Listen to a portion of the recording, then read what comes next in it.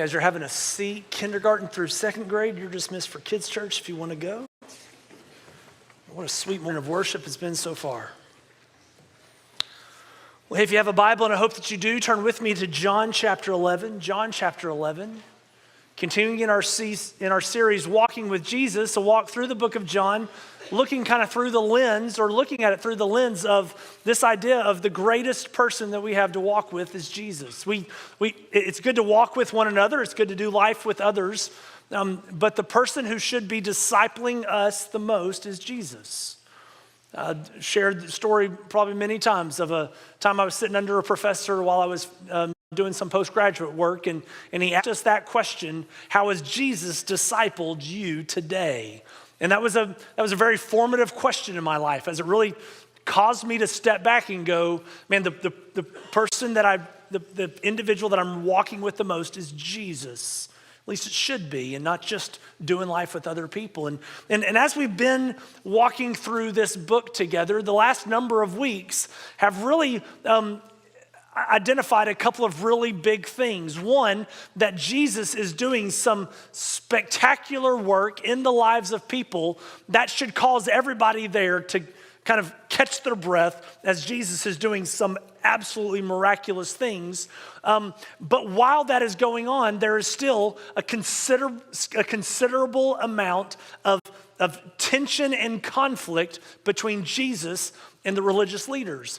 And I think one thing that's kind of really caused me to step back and go, man, how is it that people could see Jesus do amazing things, yet still not believe? And I'm challenged the number of times to where my faith has been small, even though I've known Jesus can do immeasurably more than I could ever imagine. And so a couple of very big situations that have taken place, kind of back to back. One was a man who had been blind since birth, couldn't see, lived a considerable amount of time. Disciples see him, ask Jesus, hey, did he sin or did his parents sin? And Jesus said, hey, you're completely missing out on what's going on. I'm going to heal him, and you're going to see that God is glorified in a mighty way. And so Jesus heals him on the Sabbath, though, and the religious leaders take issue. So they bring the man in. They question him up one side, down the other. Question his parents. Are you sure your kid's been blind his whole life? They're like, yeah, we're pretty sure.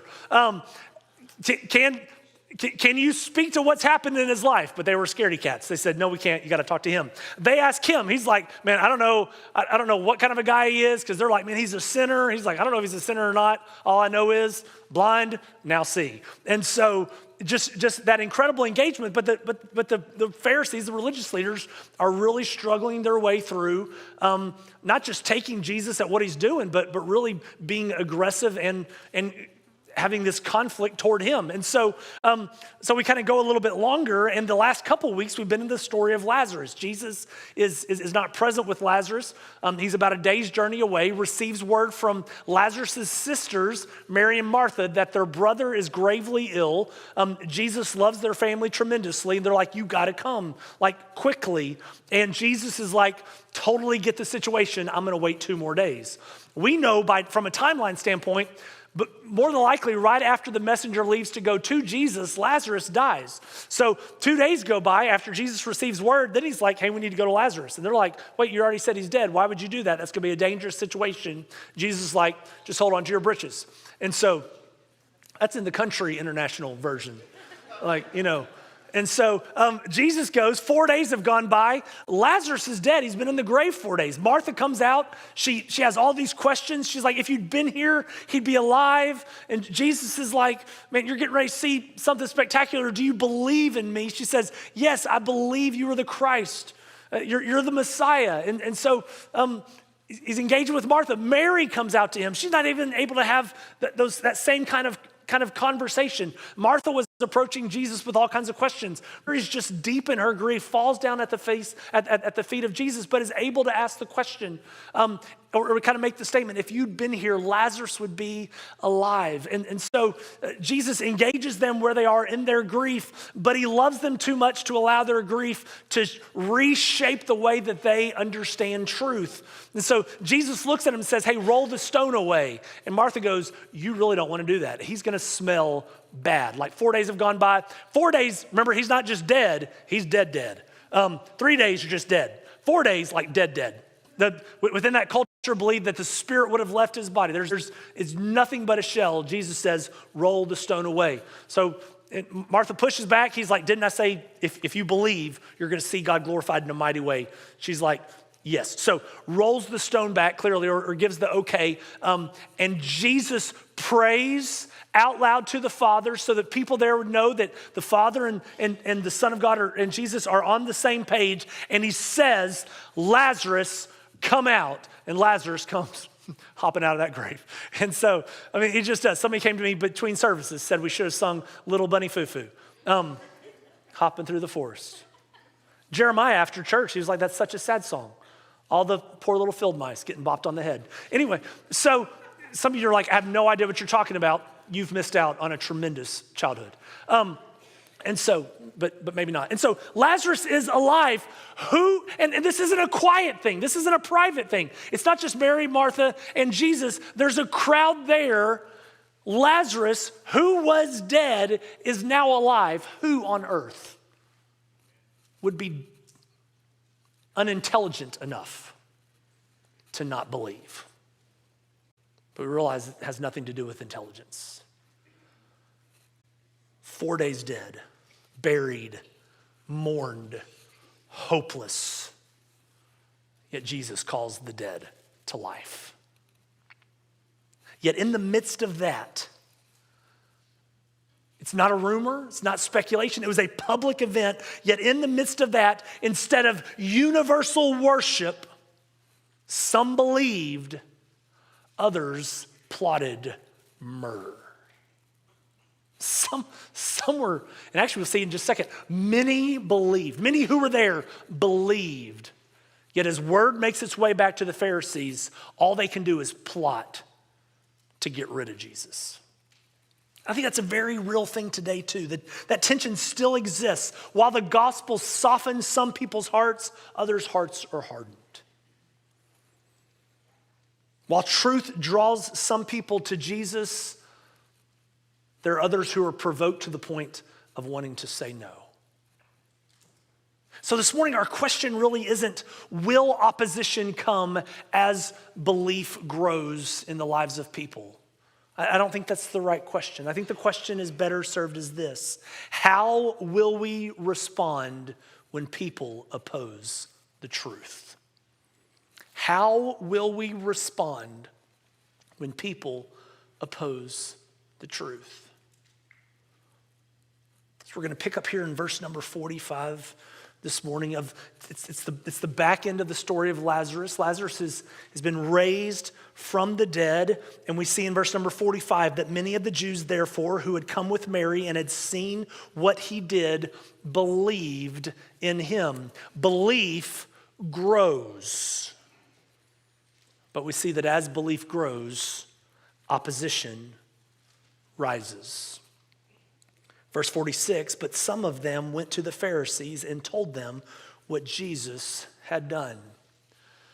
So I think as we look at the Pharisees here in just a moment, we kind of see two prevailing things that are going on in the lives of those who oppose truth and what's kind of driving that. The first is that there are people who oppose truth because they are afraid.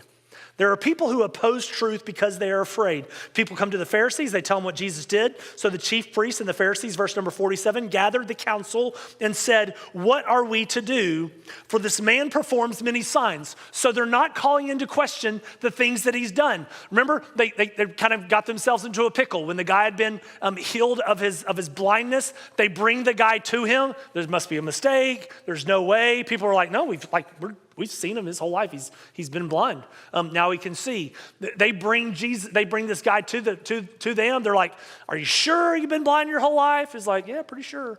To the point to where he's just adamant. Hey, I don't know what about the guy? All I know, I was blind. Now I see. So they've been called into question there. Now they have something that's happened very public in the life of Lazarus. He was dead, not just dead, dead. And he is no longer dead. He's alive. Because I can imagine, like, once you've been dead, you got to be alive if you're still walking around. So they don't call into questions the things that Jesus is doing. They call into question what it's going to result in. And here's their fear. If we let him go on like this, everyone will believe in him, and the Romans will come and take away both our place and our nation. Here's their concern. Everyone's going to believe. The Romans are going to come. They're going to take away everything that we have. And it's not just that they're going to take away their place and their nation. They're going to take away their existence within the framework of that thing. They will lose everything, and they're afraid it's coming their way. See, it's not a lack of evidence because it was public, it was undeniable. No, they're concerned with their own preservation. And I think they're driven by fear in doing so. It talks about their place, the very place that they hold. These were individuals with great religious authority. They had the social standing. They had the influence within Judaism, and they were at risk of losing that very thing. They were driven by fear. There are people who oppose truth because they are afraid. And that exists today. People still reject truth because truth threatens the lives they live. It threatens their comfort, threatens their control, threatens their identity, threatens their security.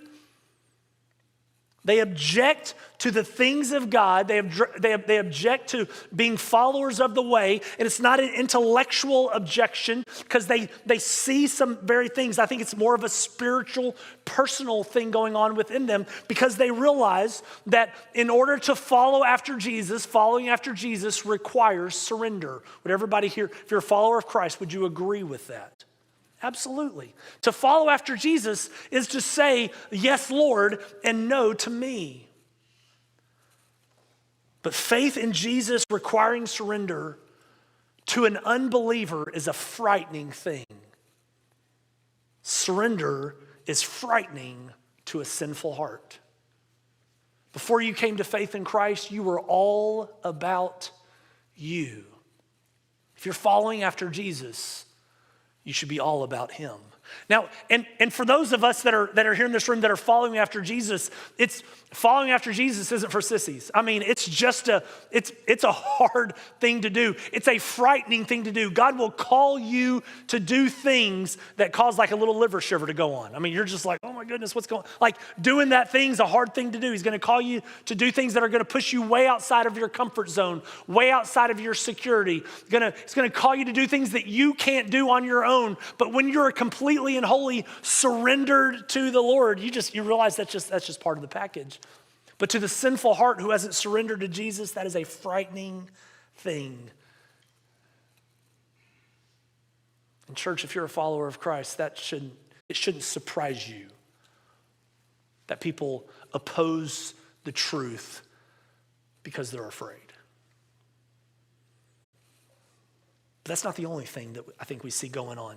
It's not just that people oppose the truth because they're afraid. We also see that people oppose the truth because they want to maintain control. They want to keep their hands on the very thing that they have, and they don't want to let go of it. This is where Caiaphas, the chief priest, really pipes up. It says, but one of them, Caiaphas, who was high priest, that year, it's not saying that he was only high priest that year. Usually when you're installed as the high priest, you did so for life, but Judaism had really gone sideways. The religious side of Judaism had just really gotten out of whack to where individuals would be appointed as high priest. and sometimes they wouldn't necessarily keep that role for very long, but Caiaphas actually held that role for quite a while. He was appointed high priest in 18 AD and maintained that role until 36 AD. 18 years he held that role, which might have been John's way of saying, hey, it's kind of impressive that he'd been there that long. I think what John's really trying to let us know is when all these events are taking place, Caiaphas is the guy that's the high priest, and he's the one that speaks up. And what he really does is he looks at his counterparts, he looks at the rest of the Pharisees and goes, man, y'all don't know what you're talking about. He tells them, you know nothing at all at the end of verse number 49. Nor do you understand. Here's what he says. You don't understand that it is better for you that one man should die for the people, not that the whole nation should perish. He rebukes the rest of the Pharisees. And he says, listen, this guy needs to be a scapegoat. He needs to go away. It's better that he die than that the whole nation perish. And can I just tell you, he couldn't have been more right. And he didn't even know it. He didn't even know what he said was what he said. That was a horrible way of saying that. Actually, because here's what he's saying. He's saying, hey, listen, if what y'all said is true, if his following continues to grow to the point that it causes a problem where Rome comes in and has to get rid of everything, that's going to be bad for the nation. But if he just goes away, that'll be good for the nation.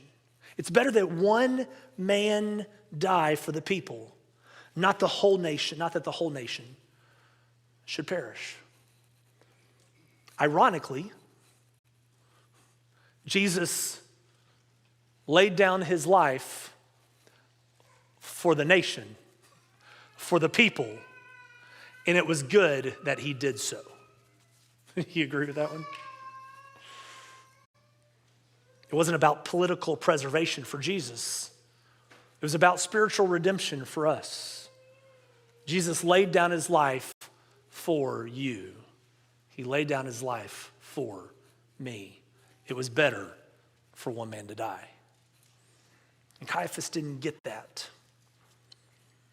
As the opposition intensified, his desire to hold on to power grew with it. Belief grew, opposition increased. You have a bunch of Pharisees saying, hey, we're kind of scared about what might happen. It's not going to be a very good thing for us. Caiaphas really leans in and goes, we want to maintain control. We want it to continue to be about us. And they never would have used that language, but they didn't want to let go. How could they not, though? I mean, right? We asked that question. How could they not? Lazarus was dead. Now he's alive. Who has that kind of authority? We looked at it last week. Only God has that kind of authority. Only God has authority over death. How is it that they don't believe? But we realize that culture opposes truth in favor of human understanding.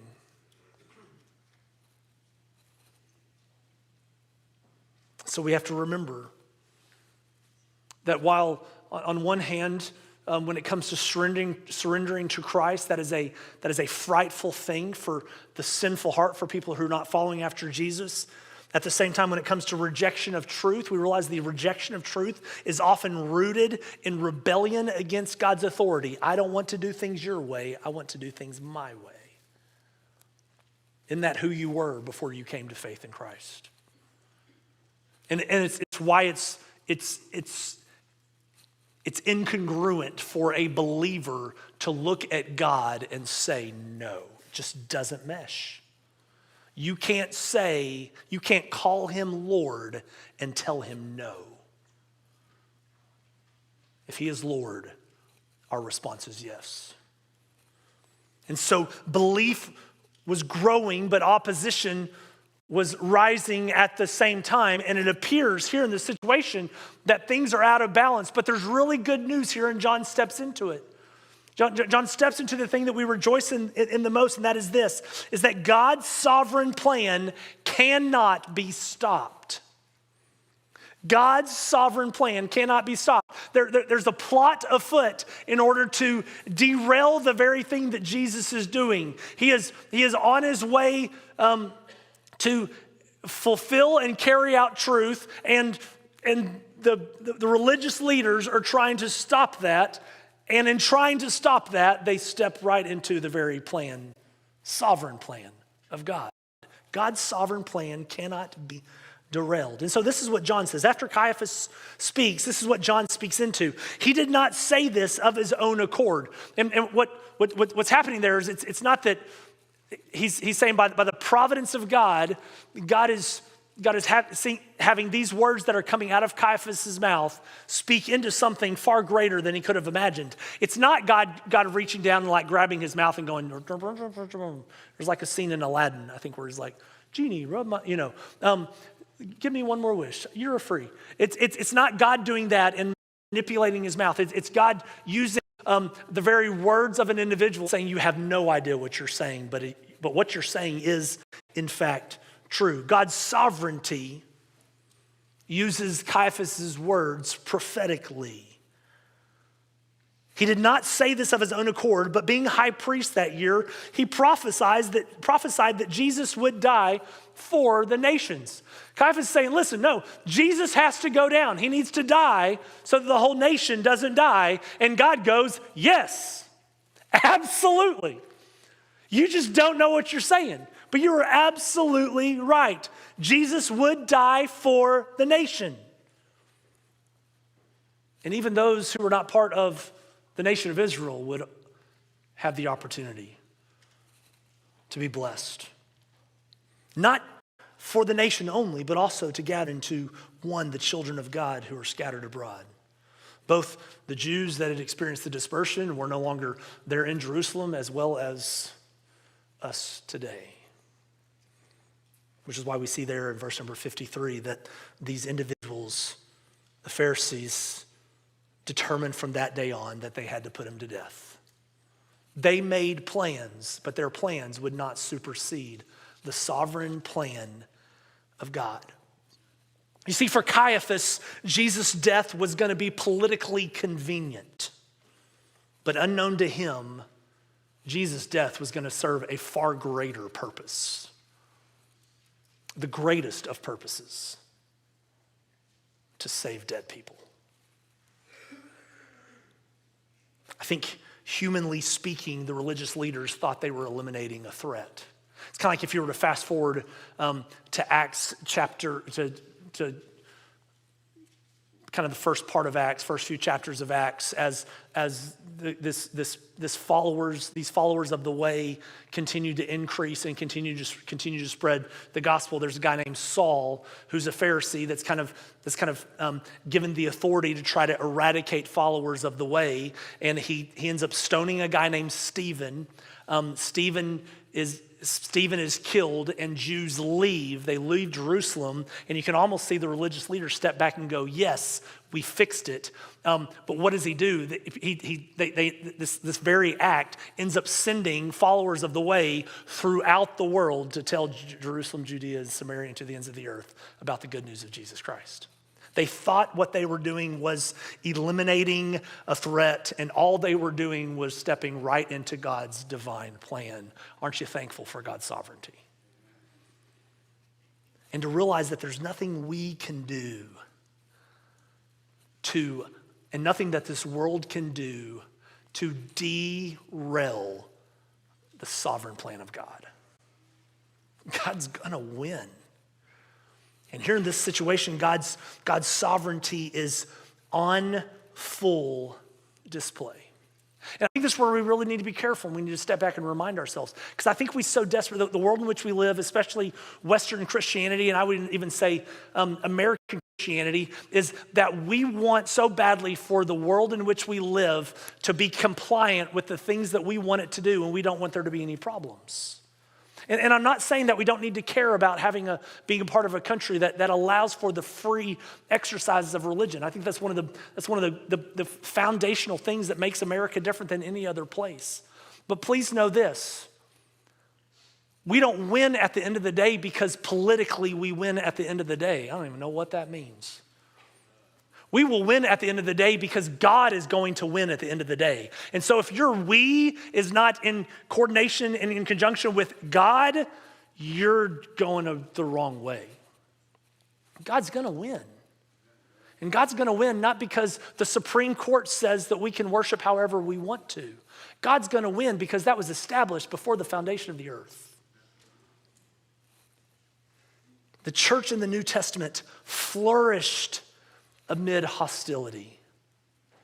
And church, that's the same today.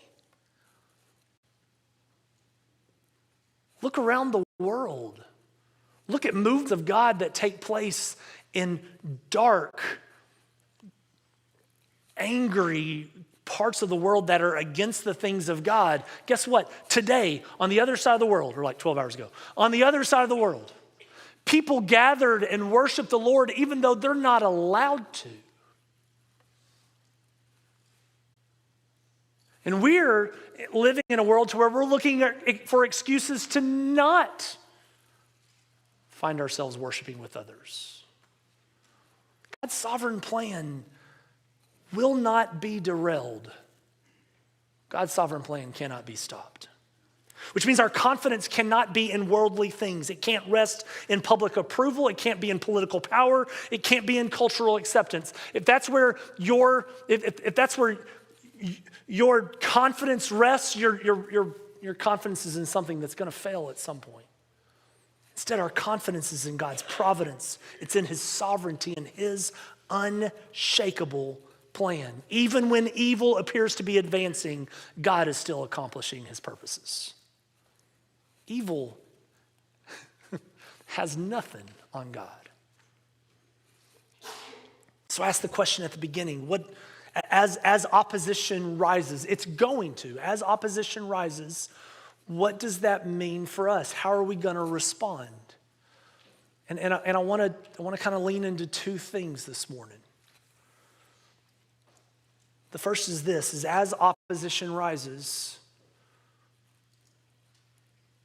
if you're a follower of Jesus, you need to constantly, consistently, and daily reaffirm your commitment to faithfully follow the Lord. Things are going to get rough for you sometimes. You might have a coworker who detests you because of your faith and mocks you for your commitment to the things of Jesus. You might have a boss who has it out to get you because they don't want Christians in their workforce. You might have family members who are almost violently opposed to the things of Jesus and want nothing more than to see your faith crumble. In the midst of opposition, daily reaffirm your commitment to faithfully follow after the Lord. And as you do so, remain committed to the mission of God. And what is God's mission for followers of Jesus? It is to make disciples who make disciples. Which is why I can say this without batting an eye, and you might not agree with it, and you're allowed to be wrong. Those who oppose the truth are not the ultimate enemy.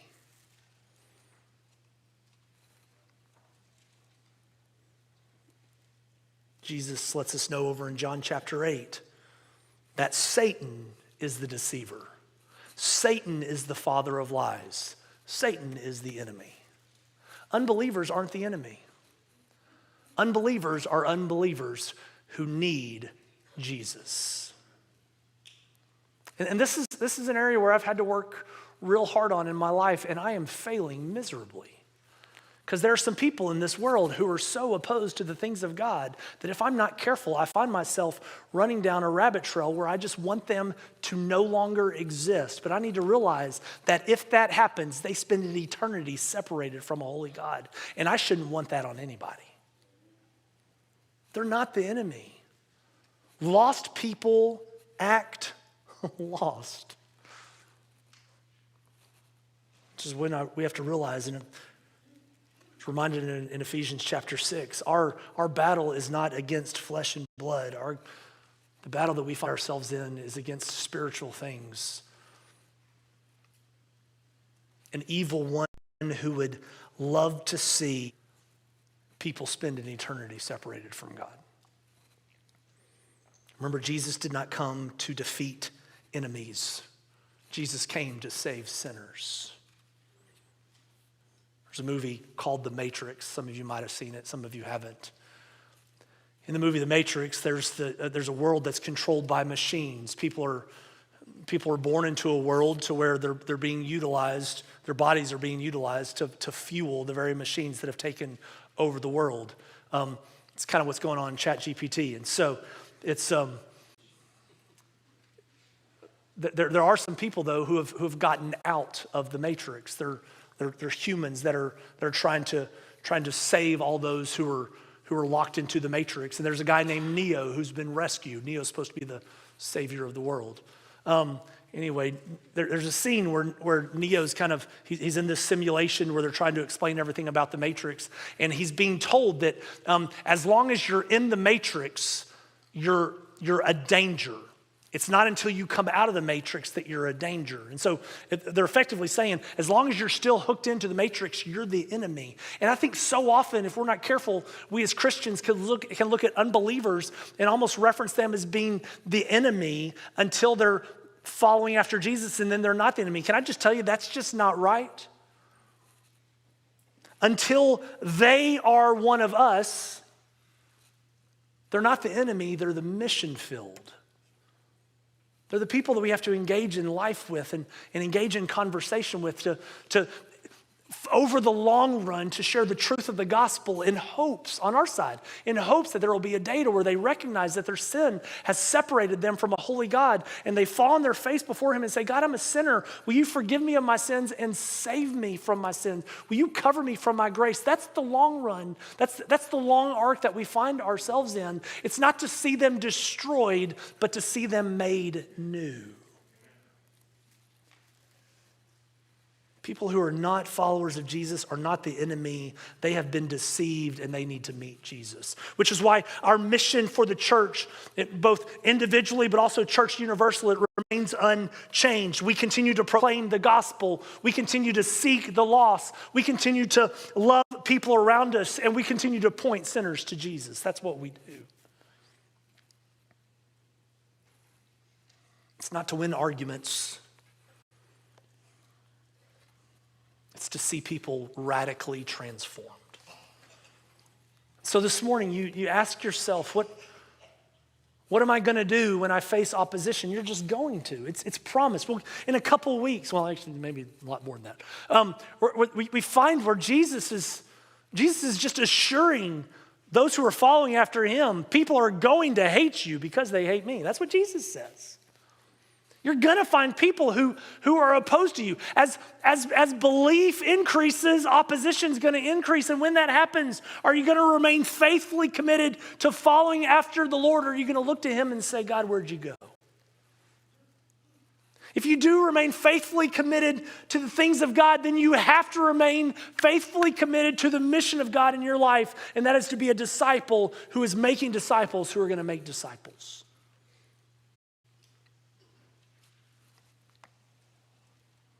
I pray this morning that as opposition increases, that your belief and faith will increase. And that you will continue to trust in the one who is the author and the perfecter of your faith. Continue to trust in Jesus, because we know that this is true. That Jesus is still the resurrection and the life. And Jesus is still raising the dead to life. I invite you to bow your heads and close your eyes. Praise team's going to come up and prepare to lead us in a final song of response.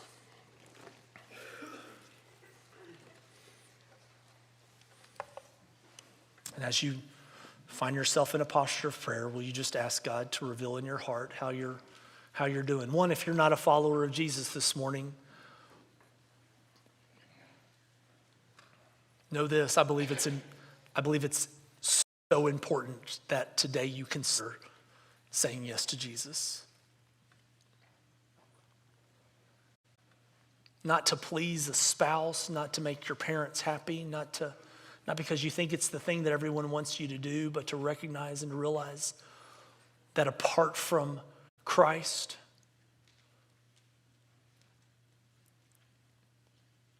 you are a walking dead person. In Jesus, and Jesus alone, will you find life, and life forever. So if today you haven't said yes to Jesus, I invite you to do so, to cry out to God right where you sit right now and say, God, I realize this morning that my sin separates me from you. The evidence is right in front of me. Blind people can see. Dead people were made to live again. God, I believe. God, I confess my sin, and I know that you are faithful and just to forgive me of my sin and cleanse me from all unrighteousness. God, I place my hope in you today for my salvation. I invite you to say that right now. And if you do pray that prayer this morning, I'm going to encourage you not to keep that to yourself, but instead to let somebody know. I'd love to know. I know our staff would love to know. I know your family would probably love to know. It's the most important decision you'll ever make, is to follow after Jesus.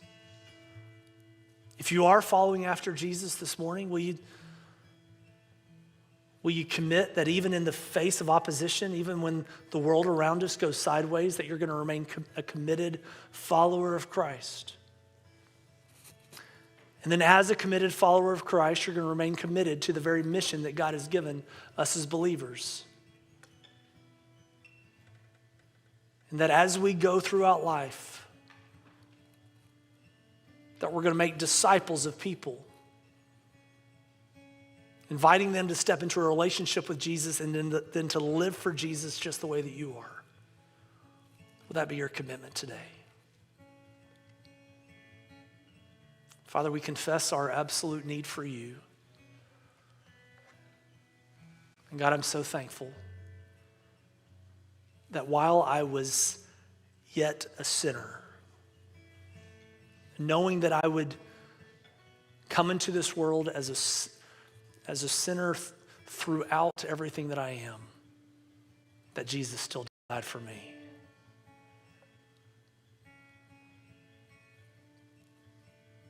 Father, I'm also so thankful that even when opposition rises,